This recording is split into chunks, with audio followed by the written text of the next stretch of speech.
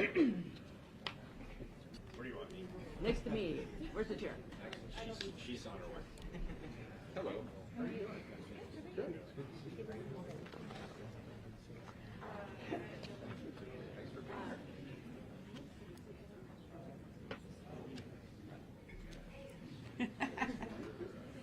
here. Gotta see the shot. You're good?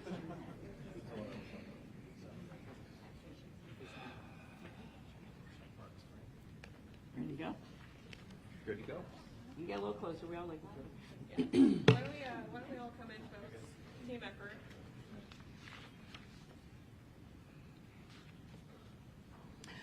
Well, good morning, everyone. Thank you for being here today. Before I get into my remarks about the conclusion of the 90-day emergency, I want to start off with some other things. I want to start off with some of the issues that are top of mind for many in Portland and across the state. The criminal activity that has occurred in downtown Portland in the last few days is unacceptable and in direct opposition to Oregon values. This includes the burning of 15 Portland Police Bureau vehicles and vandalism at Portland State University's library and businesses in the vicinity of the campus. As your governor, I understand that there is a clear line between exercising free speech and peaceful protests and discriminatory harassment, violence, and property damage. That line was crossed this week, and law enforcement authorities appropriately intervened. I want to thank the Portland Police Bureau, Portland State University Campus Public Safety, the Oregon State Police, the Multnomah County Sheriff's Office, and the Multnomah County District Attorney's Office for their proactive and coordinated response to hold those individuals committing unlawful acts accountable to the fullest extent of the law. It's my understanding we also had support from other local law enforcement, and I want to say thank you for those who are willing to step in if needed. I also want to acknowledge that when law enforcement are called on to respond to these acts, it means their resources to respond to other emergencies like domestic violence, traffic accidents, or even homicides in the community are very thin. The activity and the response is ongoing, and my office will continue to be in communication with all responding authorities and provide updates as necessary. Given all that, I'm proud to stand before you today with my colleagues from the city and the county with two focused, concrete examples of our three governments working in lockstep with one another to serve the public. The events of this week that I just spoke about, and the 90-day tri-government emergency that ended this past Monday on April 29th. Just over 3 months ago, the mayor, the chair, and I shared with everyone that the uniqueness of the fentanyl crisis required us to respond with the highest possible level of coordination. The 90-day tri-government fentanyl emergency achieved that and more. One of the accomplishments from the last 90 days that you can learn about in detail in the report that was released this morning is the start of a private sector partnership in the next steps to address the fentanyl crisis. This kind of partnership is in keeping with the intent and spirit of the Portland Central City Task Force from last year, which originated the recommendation of the emergency. I want to recognize and introduce several individuals behind me, behind us this morning, who can speak to that private sector commitment and intent going forward. Steve Witterly, who's the Operation Director of Downtown Portland Clean and Safe. Tessa Peterson, who is the General Manager at River Place Hotel, who is the incoming Chair of Downtown Clean and Safe, and Terrence Pascal, the Director of Asset Management at the Standard, who is on the Board of Directors for Downtown Clean and Safe. There's a lot of interest for us to continue the partnership with the private sector to address the concerns of the fentanyl crisis. To maintain the momentum of the work that we've done in the 90-day emergency and to engage more directly with the private sector on collaboration, there's just going to be a need for a dedicated team funded by private sector leaders to coordinate with the city, county, and state to strengthen and expand the substance use disorder continuum in partnership with the homelessness response system. Preliminary discussions with the United Way of Columbia Willamette are underway to be that conduit for that private sector involvement. The bottom line is we all have a role in addressing the crisis, and I'm grateful that business leaders in the nonprofit sector are stepping up in a big way. In addition, among all the collaboration state government has and will continue to bring to this effort, I have directed the Oregon State Police to extend their presence in Portland for another 6 months to continue their joint missions with the Portland Police Bureau and assist the peer outreach program that you will hear more about from Mayor Wheeler. There's more work to be done. We all know that. And I want you to know that the state will continue to be a key partner in the work here in Portland. And you can read about that in the report. We have a lot to talk about today, so I just want to wrap up by thanking people. We had 52 people who stepped away from their regular job in the 90-day emergency to focus on this effort with diligence and with care for the people who are impacted by fentanyl, and with an eye towards long-term strategies that we have to continue to focus on. And I also want to thank collectively the hundreds of people from the state, the county, the city, and community partners who every day are facing the issue on our streets and responding to the fentanyl crisis that we are seeing. We see you, we appreciate you, and we have to keep going. And with that, I'd like to welcome our Chair of Multnomah County, Chair Jessica Baker-Peterson. Good morning, everyone. Thank you so much, Governor, for your partnership in this. I'm Multnomah County Chair Jessica Baker-Peterson. I appreciate all of you being here today. I want to start out this morning by reiterating the statement that Multnomah County Sheriff Nicole Morrissey O'Donnell, Multnomah County District Attorney Mike Schmidt, and I made yesterday in response to the damage to Portland State University in our downtown. As Chair, Sheriff, and District Attorney of Multnomah County, we unequivocally condemn the criminal actions that damaged our public university, burned 15 Portland Police Bureau cars, and harmed local businesses. We are united in our commitment to protect the right to freedom of speech and expression while ensuring the safety of our community. Those who engage in unlawful activity will be held accountable to the greatest extent of the law. Multnomah County will continue working in close coordination with the Portland Police Bureau and Oregon State Police to make sure we are prepared to respond to acts of violence and criminality. And now to the matter at hand. A little more than 90 days ago, the mayor, the governor, and I charged a unified command with a clear directive to leverage our combined resources to meaningfully change the fentanyl crisis in our streets and in our community in Central City. We know many of the harms and death we've seen are due to changes in the potency of substances, and that these deaths are compounded by social factors, including increased isolation, economic challenges, housing shortages, and instability and systemic racism. We wanted to lead together to increase coordination in responding to this very human toll, because we know that we can do better. We know this community deserves a human-centered, coordinated response. And we're pleased to stand before you today to say that important progress has been made. We know that fentanyl touches every neighborhood, every zip code, every corner of Multnomah County. For me, one of the most important priorities in taking part in the Central City emergency, which came out of the work of the Governor's Central City Task Force recommendations, was that these best practices would inform every county-wide initiative from here. That has happened and will continue, including the work to collaborate on a sustainable, scalable, and county-wide model.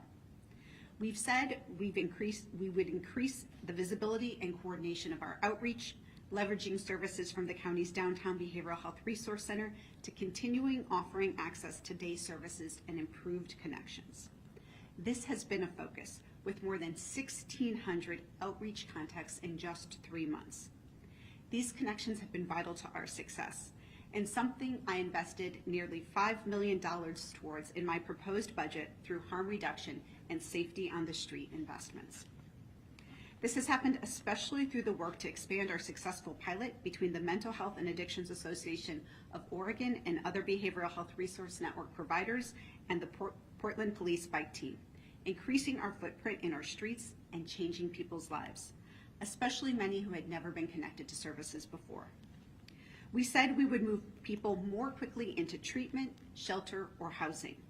That has happened, with nearly 80 referrals to treatment or detox, 300 referrals to shelter, and more than 30 referrals into housing programs. We said infrastructure would be addressed, and it has. We've installed or upgraded 50 lights, including placing lights around the Central Library, and washing more than 250 blocks of sidewalks. We said we would increase distribution and train partners on Narcan so that more people would be ready to help. We've moved more than 4,200 doses of naloxone across our system in the past 3 months, and we've reversed almost 200 overdoses. People who use drugs can get naloxone and fentanyl test strips through our harm reduction clinic. Naloxone is also available for teenage students at high school student health centers and community health clinic pharmacies. It can be purchased through major pharmacies and is covered in part by most health insurers, including the Oregon Health Plan. Our law enforcement division in the Sheriff's Office has been participating in the 90-day emergency work group to combat the spread of fentanyl. MCSO has a dedicated team that disrupts and dismantles large drug trafficking and criminal organizations. In the first 4 months of 2024, the Dangerous Drugs team has seized almost 28 pounds of fentanyl powder and more than 26,000 fentanyl pills. We said we would increase coordination across county departments and programs to be sure our responses use all the resources that we have. We have done that by adopting a one-county approach that reduces silos in our departments and increases our ability to respond to the people who need us with a trauma-informed, human-centered approach.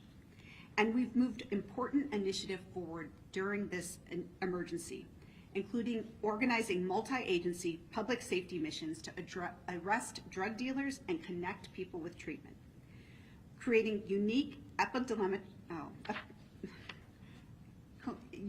data dashboards to more completely map fentanyl-related deaths and overdoses. We've expanded peer outreach programs that offer same-day services, and we've dramatically expanded access to life-saving opioid reversal medication. We said that declaring this emergency would help us address gaps in our system, especially for qualified mental health professionals and behavioral health workers. We know many stem from a lack of workforce across every sector: law enforcement, treatment providers, outreach workers, first responders, and shelter staff.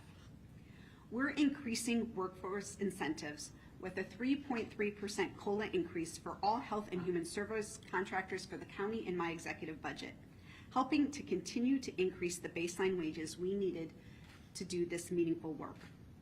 And we've undertaken a groundbreaking effort to stabilize providers and workforce. $10 million in grant dollars that went through United Way to 61 providers for salary, stay bonuses, professional development, professional sustainability, and longer range steps to look carefully at our entire contracting process. We know that expanding shelter spaces requires staff, and that these are tough jobs that require strength and stamina. I want to thank everyone out there who is stepping up to do this work.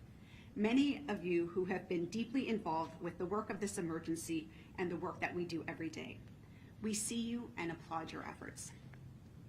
This emergency gave us opportunities to elevate discussions with providers, especially during the half-day summit put on by the health department in March. 150 providers and peers connected to consider pathways to recovery and move into interactive conversations around prevention, harm reduction, treatment, and recovery. These gatherings will continue quarterly from here on out, one of the many connections that will continue forward as we work towards increased staffing for key public services, especially during weekends and evening hours. As our local public health and mental health authority, Multnomah County has worked closely with people who use drugs for decades.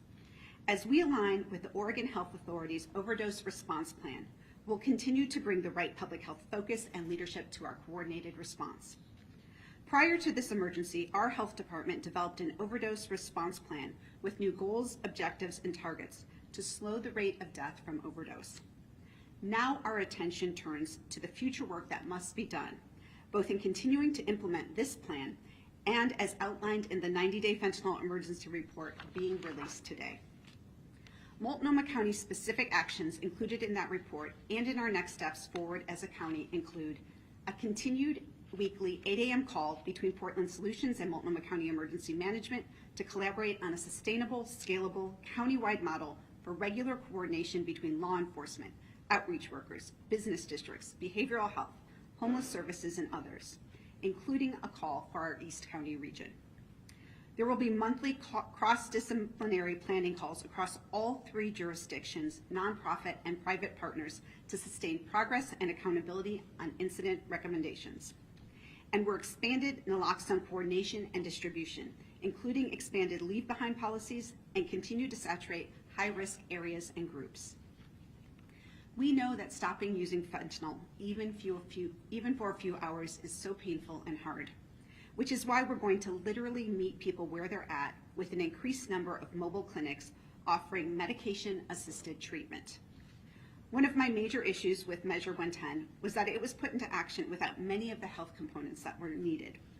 When I visited Portugal to take a closer look at their systems, I saw a mobile clinic in action and saw what was possible in terms of connection made when you go where people are.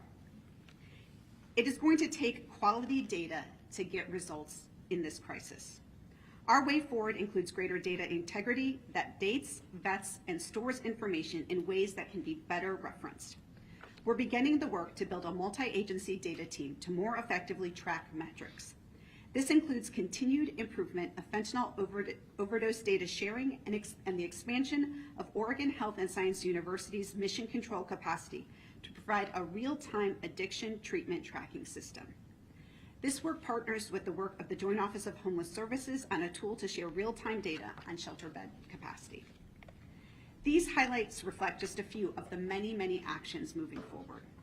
Some of the larger, more systemic investments include aligning with our Homeless Response Action Plan and our Health Department's 2024 Overdose Prevention and Response Plan, including a countywide operational oversight committee led by my office. We have already started a program to provide connections into services people will need when changes to our drug laws through House Bill 4002 go into effect on September 1st. And we're pushing forward with this work. We've got an aggressive timeline, but we have prioritized this work to ensure that law enforcement has the tools they need to directly connect someone to services. Without clear action, many more people will be caught in our justice system. I've convened a leadership team and hired a coordinator to focus on having our deflection system ready to go on September 1st, and we will make this deadline. We know young people are uniquely vulnerable to misinformation about fentanyl. Reducing youth exposure and preventing untimely and tragic overdose deaths must be a primary driver in our work. Today, I'm pleased to announce the launch of a fentanyl awareness campaign focused on preventing young people ages 13 through 20 from initiating use and dying of overdoses. Messages will appear on billboards, bus benches, and social media with the theme, Expect Fentanyl, highlighting the dangers. This campaign is the help, awareness, and further education young people and their families need. I want to close with a thank you to the dedicated team of 52 people who gave so much to this 90-day effort. This is an unprecedented example of coordination, collaboration, dedication, and just plain hard work. I want to especially thank the many people from Multnomah County who participated in this effort. Dr. Jennifer Vines, Chris Voss, Nisha Saxena, Anthony Jordan, Abby Stamp, Stacy Cohen, Dr. Bruno, Rachel Banks, Heather Mirasol, Deanna Negrete, Denise Pena, Rachel Pearl, Ryan Yamba, and so many others.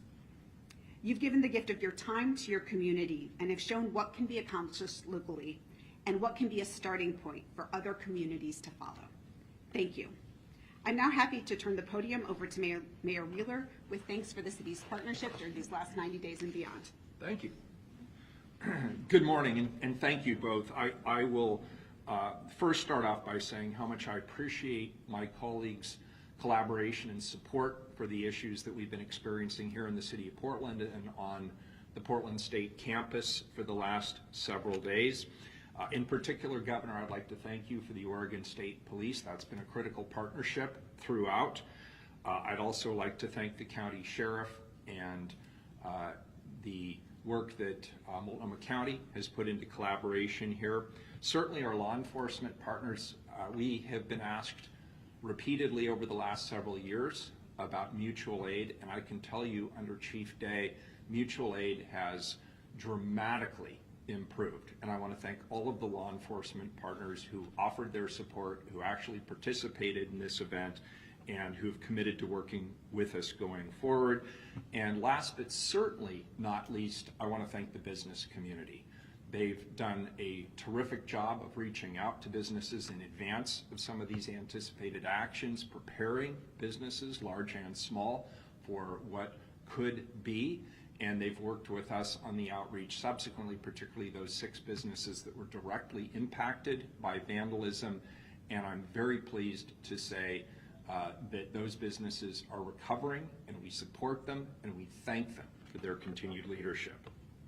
So today, alongside Governor Kotek and Chair Vega-Peterson, I'm very happy to share the progress that we've made in the context of our 90-day fentanyl emergency declarations. Reflecting on the past 3 months, it's evident that our collaborative efforts have significantly advanced our capability to manage and to mitigate some of the challenges posed by fentanyl in our community. Over the past several years, my administration has been deeply committed to enhancing our public safety initiatives in response to the deepening fentanyl crisis on our streets. It's gratifying to report overall that this work has resulted in Portland trending in what I believe is the right direction, with crime decreasing in some very important categories across the city. Shooting incidents are down 42% since 2022.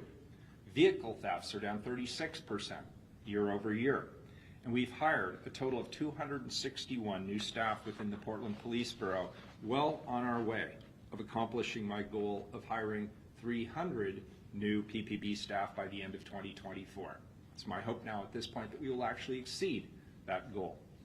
These improvements in public safety are mirrored by a recent study that showed that visits to downtown Portland are up 14% year over year. Despite this positive news, we continue to confront the rising challenges created by the use of fentanyl and its related addictions, and ultimately for some fatalities. The impact of fentanyl is obviously devastating. It's a crisis that disproportionately affects Portland's central city, and it's obvious to everybody that it's straining our public safety resources. The statistics are stark. Deaths attributed to synthetic opioids, including fentanyl, surged by 77% between 2021 and 2022. 70% in 1 year, just in Multnomah County. In fact, between 2019 and 2023, Oregon's fatal fentanyl overdose rate has grown to be the highest in the nation, with an over 1,500% increase. And here's another important fact. Alarmingly, our homeless population is 37 times more likely than the general public to succumb to an overdose, 37 times. This crisis unfolds daily on the doorsteps of our homes and businesses, and I can safely say that it affects every single person in this community in one way or another.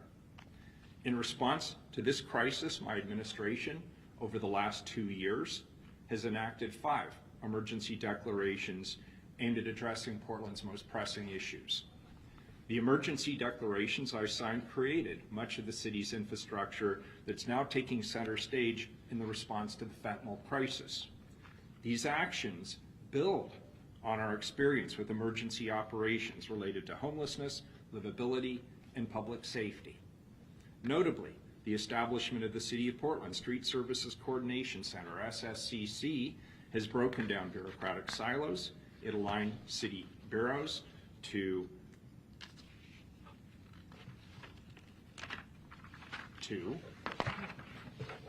deliver a coordinated and compassionate response to the needs of our community.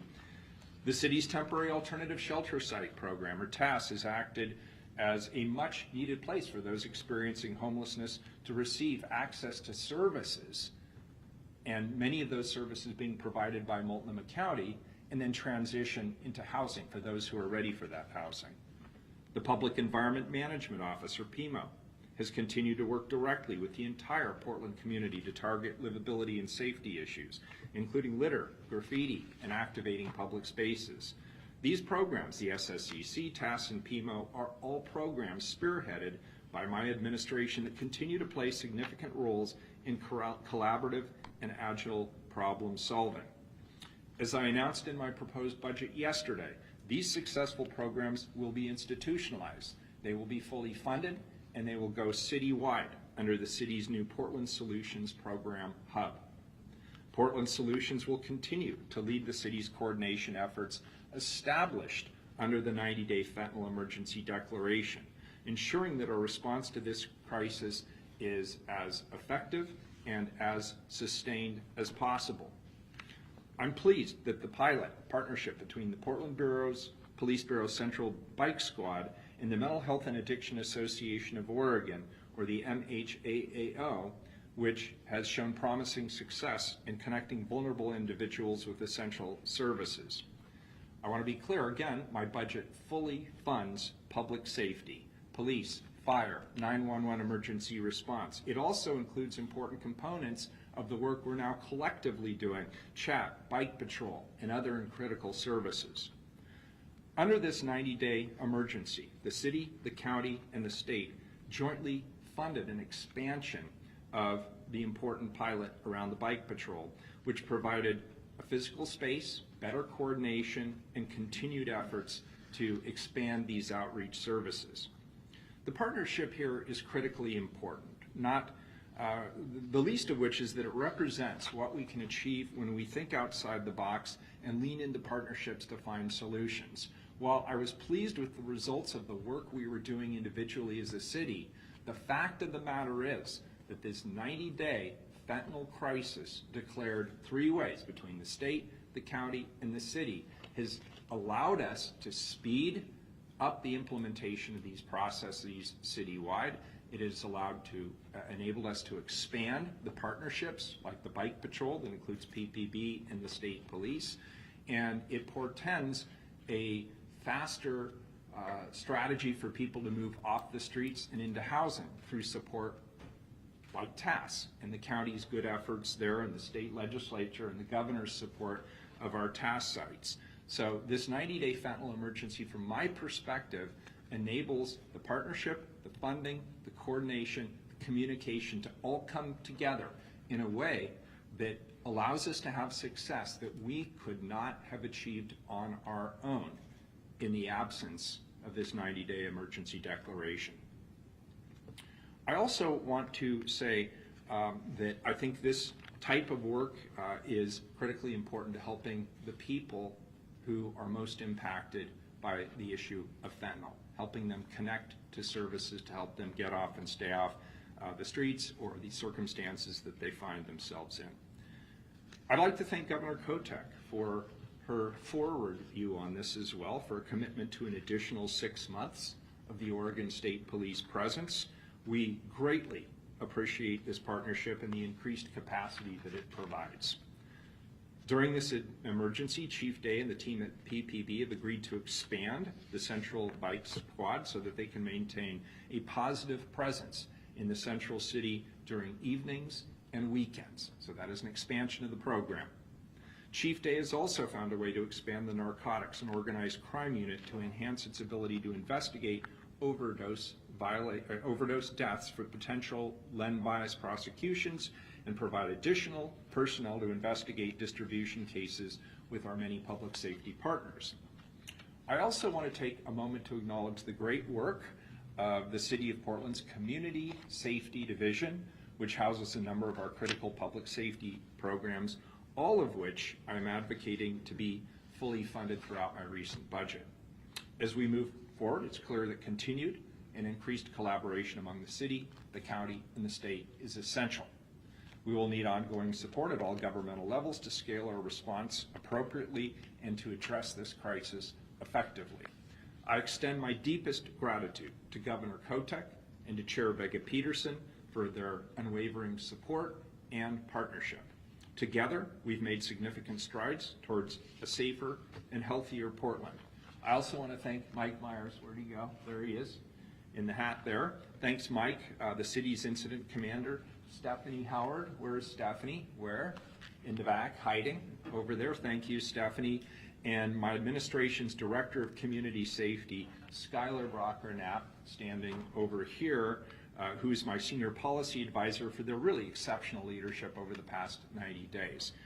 We stand here, we get the credit, sometimes we get the blame, But the truth is, behind us are many, many, many dozens of people who work so tirelessly to do this work day in, day out, early mornings, late nights, and everything in between. And all three of us owe them a debt of gratitude for their hard work. This dedication has been utterly instrumental in our achievements. I also want to thank the dozens of people who worked tirelessly on this effort as part of the incident management team. This was a huge task. I'm grateful for your efforts, your expertise, and your commitment to saving lives here in the city of Portland. Today clearly does not mark the end of the fentanyl emergency on our streets. Based on what we've learned, we must redouble our efforts throughout the city and maintain the sense of urgency necessary to meet the fentanyl crisis head on. There's still a lot of work to do. We all acknowledge that. I'm committed to continuing the partnerships we've built that are critical to safeguarding the well-being of all Portlanders. Thank you. I'll turn this back to the governor, who I think is going to introduce some guests. Thank you, Mr. Mayor. I think we can take some questions, and we have individuals here for follow-ups. We have providers here, we have first responders, folks that I've introduced in the business community. So if you have questions, we can do that afterwards with them individually. Here's what I want to say before we take questions. One of the things in the Central City Task Force that we heard from, whether it was fair or not, was the perception that the city, the state, and the county weren't working well together. That's clearly, through this emergency, you can see, and through this conversation this morning, that is not true. And we are all working collectively, collaboratively, together to take on issues such as the fentanyl crisis in the downtown Central City. What's different, if you look in the document, and there's a lot of information there that I think we've had a lot of national interest on what we're doing here. There's a lot of appendices of like how we've brought an emergency management structure to this. Lots of good reading for folks to see what we have done. But in the executive summary, we talk about primarily the system accomplishments. We didn't have baseline data. We now have baseline data. So we can know if we're getting better. We're going to continue to have the regular ongoing meetings. I attended an 8 a.m. Call. They were doing them daily.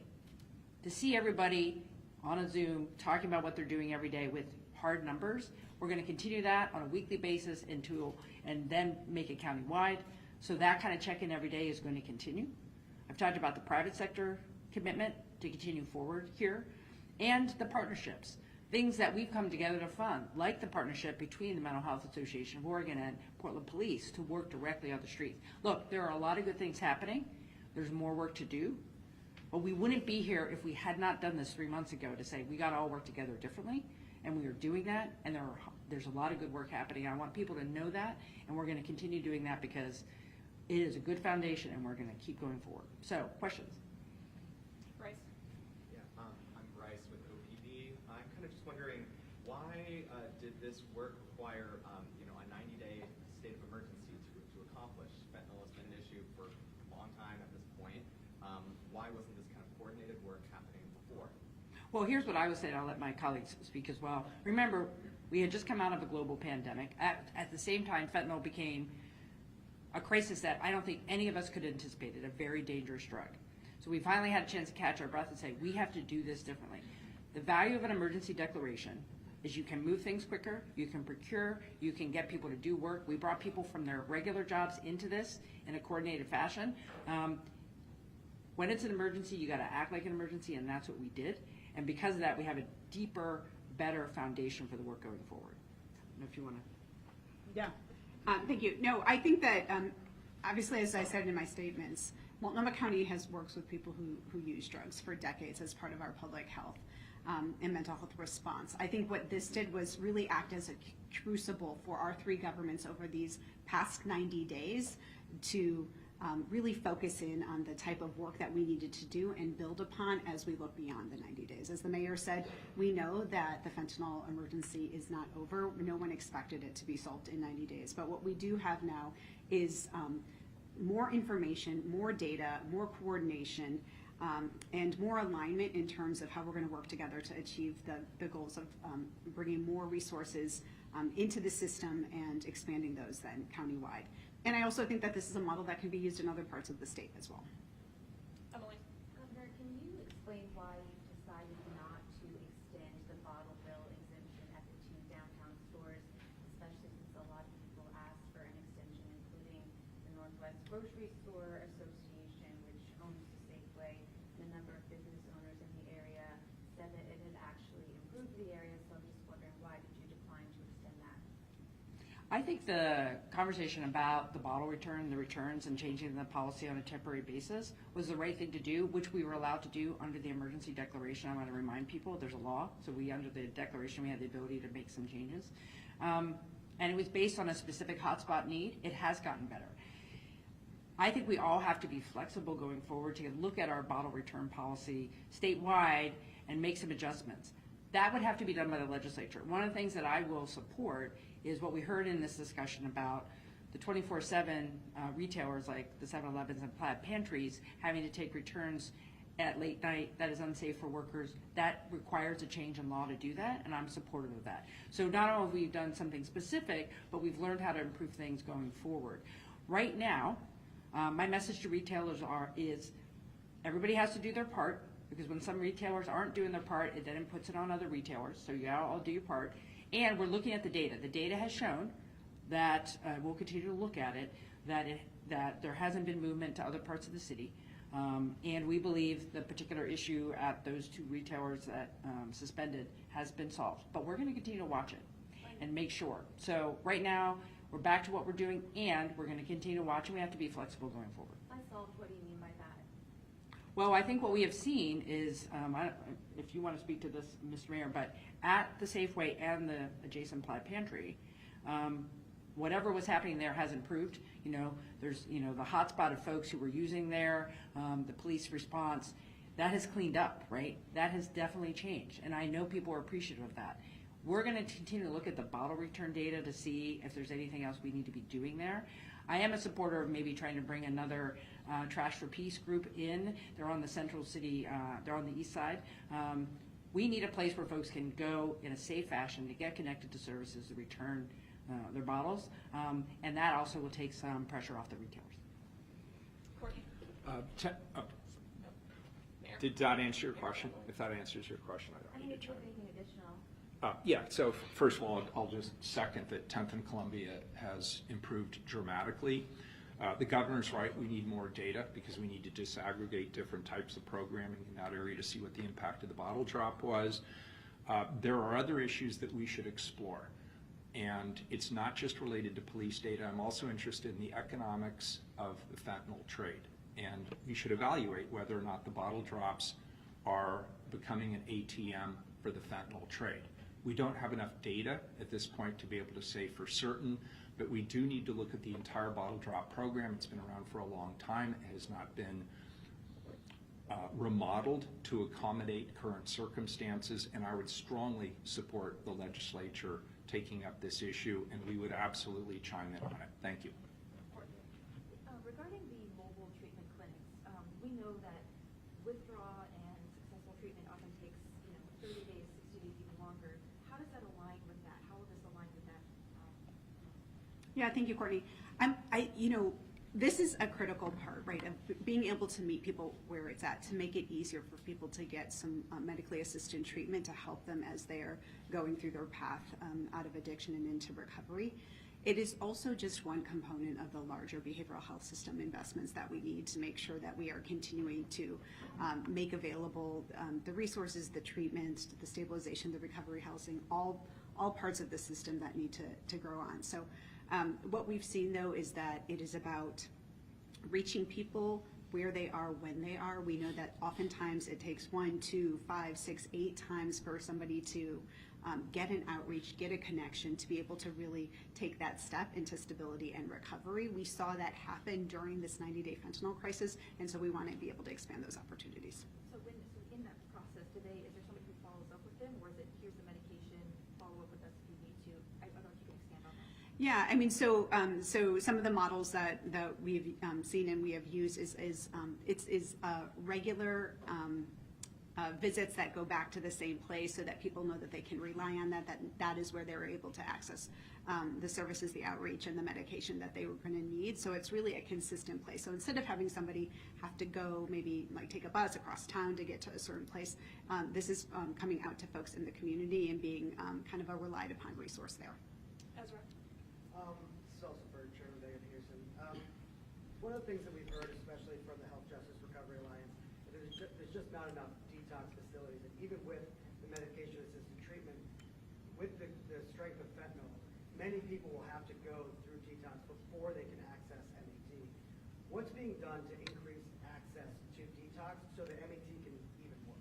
Yeah, I really appreciate this question. That goes back to the answer before, is we have to and are making investments across the system in order to make sure that we've got the right steps and the right resources for people wherever they are, whether that is a sobering center for somebody who needs immediate treatment, whether it's access to detox, whether it is a stabilization bed for somebody to go once they're done with withdrawal and detox when they're so they can get ready for treatment. So we are making investments across the system. I appreciate the investments that we've had in the recent years from the legislature to add additional dollars into our behavioral health system in order to do that work.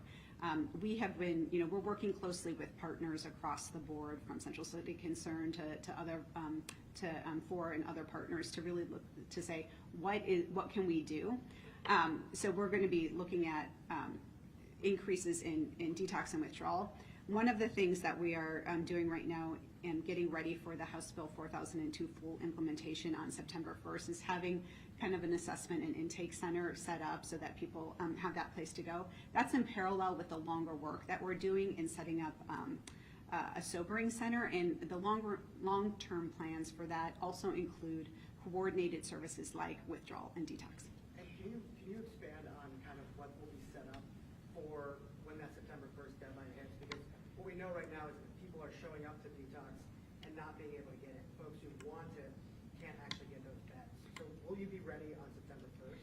So what we're talking about September 1st is truly having a deflection process in place so that somebody who is now under the new recriminalized charge of a possession of a controlled substance has an alternative path than being arrested, taken to jail, really having that connection with our justice system. Instead, we want to be able to deflect them into a place where they can have access to services, where there's more health, behavioral health focused and more peer support, right? So really trying to do the work of setting up that alternative system that we didn't have under Measure 110. So in September 1st, our work really is about having a deflection process. One part of that deflection process is going to be having a drop-off center where people can go, they can have intake and treatment, have a peer that can connect with them, and then get connection into services or get directed into services. It is not going to be a detox or withdrawal center, on September 1st, but that is part of the longer-term work of how we can build up the system. And I think you were just briefly. So all the counties who are early adopters of the deflection center money, not only Multnomah County, remember, this isn't everyone. This is a new crime that will affect certain individuals, but we have to be ready. So the state is working with partners to make sure we are ready and following best practices on day one when the new crime goes into effect. Two things I want to say, and one of the benefits of the fentanyl emergency is, and I said this to a couple folks during the last 3 months, if there's an open bed anywhere, we want to know where it is and we want to get people in it. I never want to hear there's an open bed not being used. So I think we're doing a better job there because of the coordination that's happening on a regular basis. We're also continuing to push the funding that's gone to OHSU to have a real-time tracker of what is available, because as we continue to build more resources like we all did at the end of last year, putting money into the recovery, the new treatment facility that Central City's going to run at Lolo Pass over on East Burnside. We all stepped up and threw some money into that so it could be ready by the fall. We need more capacity, but every piece of capacity we do have has to be used better, and that is also something we're focused on. Heather. Governor, on the expanding the state police presence downtown, we know OSP has been in a staffing struggle for the last several years. Those troopers that are working downtown must be coming from somewhere. What region is now lacking that patrol capacity with those troopers working downtown that wouldn't normally be doing that work? Yeah, I think I would rephrase it in that I don't think we're taking capacity. We're flexing current capacity on a intentional way to help out PBB. So we're going to continue to extend what we've been doing, and we've been very cautious not to overcommit because we do have to, serve the entire state under the Oregon State Police. I will probably have to go back to the legislature here later in the year through the emergency board for some resources because there is additional overtime and things like that. But we are trying to maintain it, but be realistic, and another 6 months of OSP working with PPB is really important, and we're committed to that, and so is Superintendent Connie. So you're saying that that's not, those troopers weren't doing something else elsewhere? Well, we're flexing what they're, from their regular patrols to do this work. I'm not gonna go into a lot of detail there. And we do have more folks coming out of the police academy, same for Portland, same for OSP, so we're ramping up. But again, trying to maintain current service level, but asking people to do a little more. And I'll be honest, it's been a strain on our folks, but we're committed to it because it's been having a great impact, so we're gonna do it for another 6 months.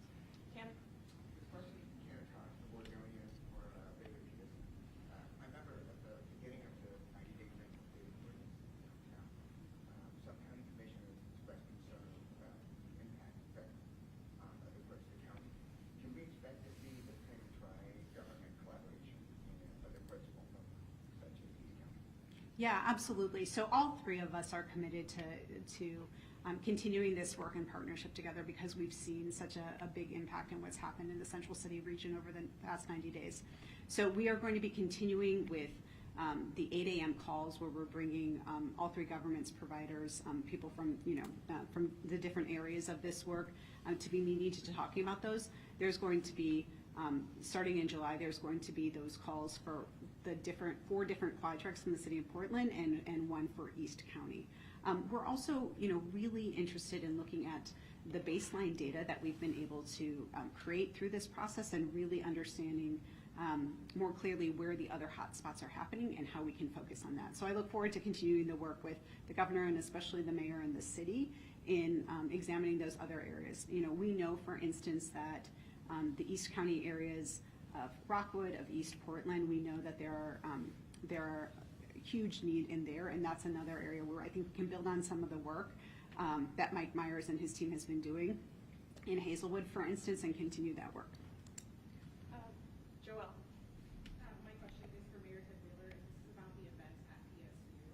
I wanted to ask, after clearing the library yesterday morning and closing down the South Park blocks with hundreds of protesters still there, why did police choose to retreat and allow those protesters to reoccupy the library?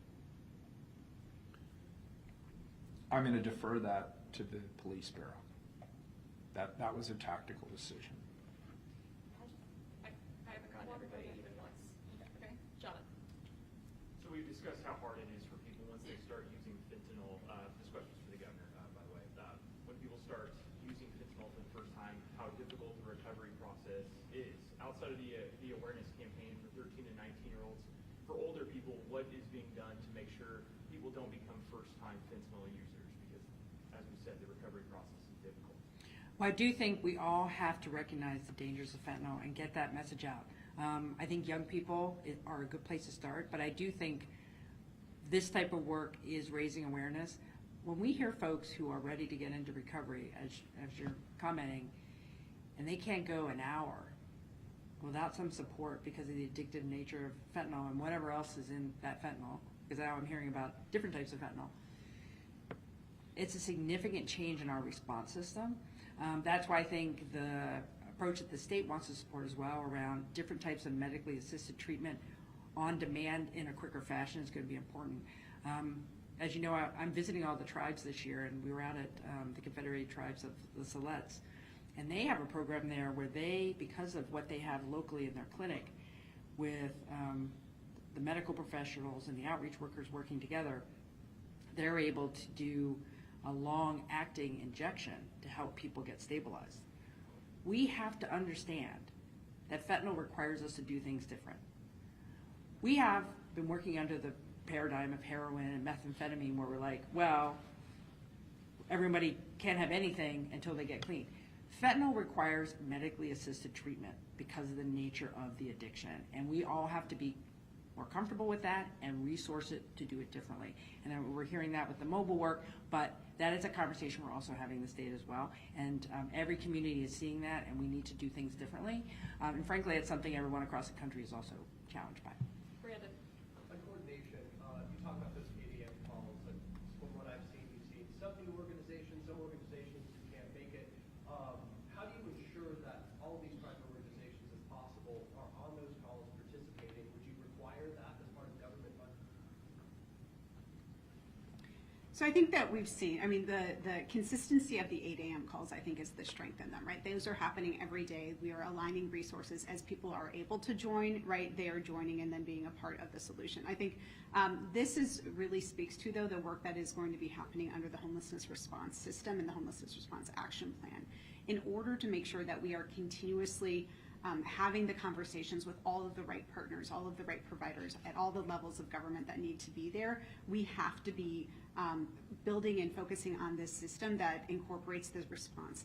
As Mayor Wheeler says, there's such a higher likelihood that people experiencing homelessness are also going to experiencing fentanyl addiction, that we need to make sure that we have the right solutions that are targeted to that, and that we are doing that coordinated outreach. So for me personally, making sure, we were able to produce as a part of a coordinated effort between the city and the county, a shelter strategy that really has given us goals and a pathway for building up our shelter system.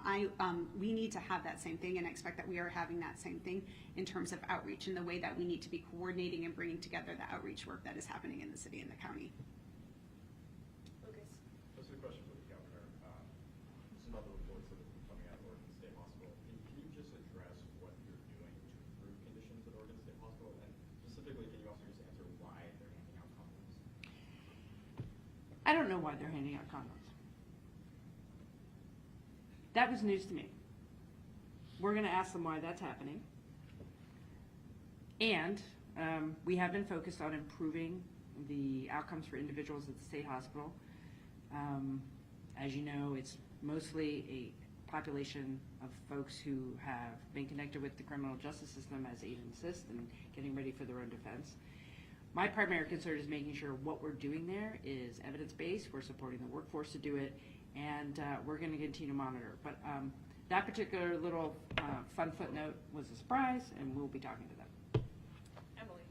I just have one more question for the county chair about the lights at the library. We had talked a couple of weeks ago, and I told you that business owners in the area said that, anytime lights went up near them, the problem was moved further down the street. And he said that that is, something that happens in the short term. I'm just wondering, is there anything in this 90-day report that directly answers the long-term question about the lights and about the impact they have on an area and what needs to be done in order to fully resolve the situation rather than just, move it down the street? Yeah, I think there's a lot there, right? We know that in areas that are, hot spots or trouble spots, the infrastructure and the environment is really important to helping to deter activity there. We've seen that. That's one of the reasons why we did invest lights around the library, but it's also why we have been working with the city to put lights in other areas, including lighting under the bridges in the central east side area. That is something that the board just voted on a couple weeks ago. That is one part of the solution, but it is absolutely not the whole parts of the solution. The connection, the engagement of law enforcement and the work of the legislature to make sure that law enforcement can more effectively deal with the drug dealers that are frequenting those spots, right? That is a huge tool that and also needs to be brought to bear. The outreach workers for folks who are experiencing addiction, who are having contact, right? That is part of the solution. So ultimately, lights are a tool that we use, but it is just one piece of the overall work and the overall response that we need to have to these areas. So I guess for people who are worried, oh, now it's going to come to my neighborhood, what would you say to those people? Yeah, I think two things. One is that the work of this 90-day response was about learning how we better work together so that we could take and expand this kind of response citywide and countywide, and that's what you're going to see happen. I think the other piece of it is that people need to report these things so that we can get the response. So if you are noticing criminal activity, if you are concerned about safety, please reach out to law enforcement. Please be raising awareness so that you can get the response that you need. I think one thing that was a priority for all of us as we were going into this 90-day fentanyl emergency was recognizing that there might be a tendency for something to go from one place and move to another. We did see that happen during these 90 days, and we were able to then adjust the response to recognize that and to re-engage in that new hotspot, and that will continue post 90 days. I have to excuse the governor, and then they can take, how about one more question each? Is that fair? Yes or no question, Brandon? Hi, Mike. When do other areas of the state, when can they expect coordination efforts or these outreach efforts that have happened here during the night? That's a good question. So we needed to start in the central city. And what you're hearing here today is we've created a great foundation of how to approach it. I know Deschutes County, for example, had an emergency declaration as well. We are seeing challenges all across the state. We're gonna look at what's been done here, have some conversations, model it up. It's going to inform how I develop my budget for next year. No work like this is a foundation for more progress, and that means having conversations statewide. So I appreciate the question. One more question total. Who has the last word? Hearing none. Ezra? I'll just circle back to the whole MAT thing. I think one of the things that hasn't been discussed is, you all said that if we have been kind of treating this like we did with the heroin and other drugs in the past. With heroin, you can take somebody, give them MAT, give them buprenorphine, whatever it might be, Suboxone, and immediately get them into MAT. We also know that that's not the case with fentanyl, that the strength of it, you can't actually just give somebody those drugs right off the bat. You have to withdraw them initially from the fentanyl. Given that, it makes it so that you have to have those detox facilities in place. I guess I'm still looking here, what's going to be done so that those MAT efforts that you're doing are actually able to be implemented, as you said, meeting people where they are. Yeah, I mean, I hear what you're saying in that fentanyl is more complicated, it's more addictive, you need to have it more frequently, right? And it has a different impact physiologically on the body. We do have to be building out that system. We do have to be increasing the number of detox beds. We also have to be more effective and efficient, excuse me, in how those beds are being used. So like, absolutely, we have to be investing in those parts of the system as well. And when somebody is successfully detoxed, they need to have a place to go so that we're not just releasing them out into the street, so that they're not just having to come back to detox in another matter of days or weeks. And so that is also part of the work that we're doing, building the capacity, but also increasing the efficiency so that people have a safer place to land, so that then they're ready for treatment, they're ready for medically assisted treatment. And that is the work that we're doing. That is why the county is invested in multiple stabilization beds and with different partners, as well as making sure that we're using those detox beds wisely. Do you have a target number of detox beds that you would like available in Multnomah County? I don't right this second. Adjourned. Yeah, thank you. Thanks, George. Thank you.